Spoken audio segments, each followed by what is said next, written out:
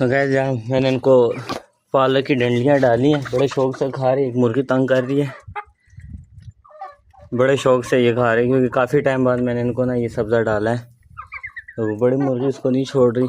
मैं आपको दिखा, ये मुर्गी है, ये इनको नहीं छोड़ रही, इसलिए इनको अलग किया हुआ है। और ये माशाल्लाह से आपस में ये भी है, ये वाइट वाली एक चूज़ी को ये भी नहीं छोड़ रही, पर चलो गुजारा हो रहा है। मुर्गे को मैंने अंदर बंद कर दिया है ताकि ये आराम से खा सके।